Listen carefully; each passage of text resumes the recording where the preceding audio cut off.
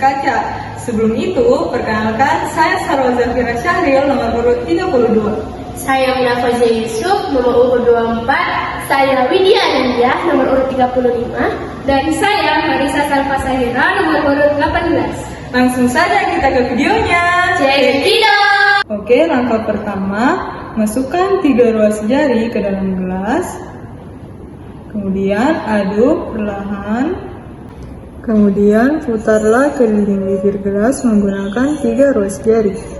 Lakukan langkah-langkah yang tadi kepada gelas kedua, ketiga, dan keempat.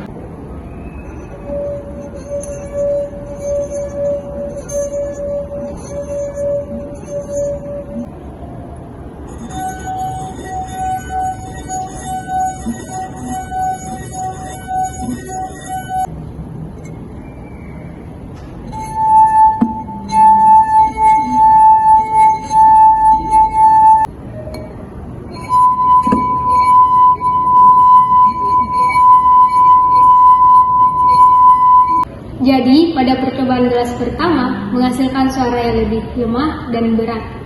Pada percobaan kedua, yaitu gelas yang berisi 3/4 air, menghasilkan suara yang sedikit lebih nyaring daripada percobaan gelas pertama. Pada percobaan gelas ketiga, yaitu gelas yang berisi 1/2 air, menghasilkan suara yang jelas dan nyaring.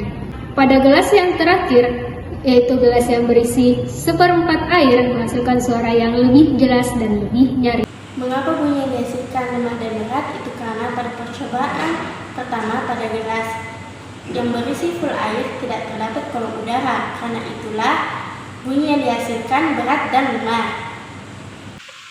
Pada percobaan kedua, mengapa bunyi yang dihasilkan lebih nyaring daripada percobaan pertama?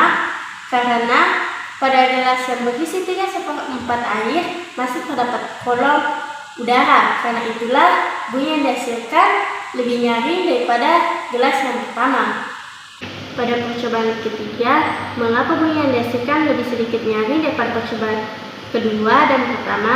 Itu karena kolom udara yang dihasilkan gelas yang berisi 1/2 air lebih besar daripada kolom udara yang dimiliki oleh gelas kedua dan pertama.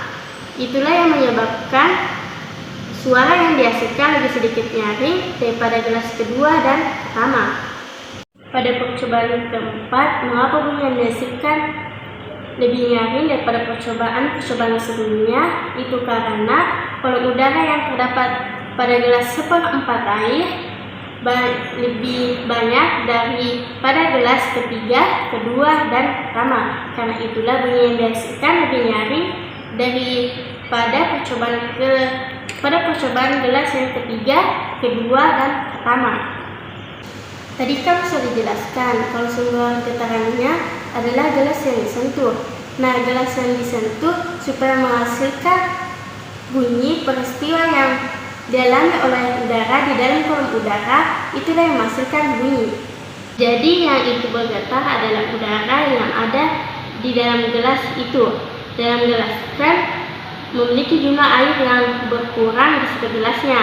Nah, tujuan dari mengurangkan adalah untuk memperbesar kolom udara. Nah, itulah yang mempengaruhi kuat lemah atau nyaring atau tidaknya bunyi yang dihasilkan. Jadi, apa sih hubungan praktikum ini dengan resonansi?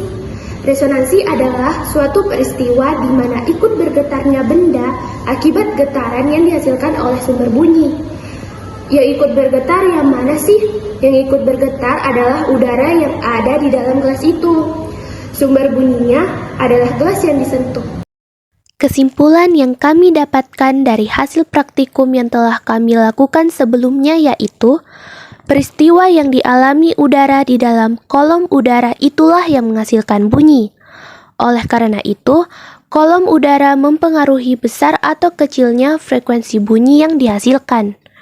Semakin besar kolom udaranya, maka frekuensi bunyi yang dihasilkan akan semakin kuat dan nyaring.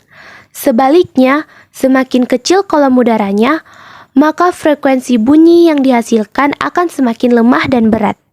Itulah tadi hasil video praktikum kami. Jangan lupa Like, komen, share, dan subscribe video ini. Sampai jumpa.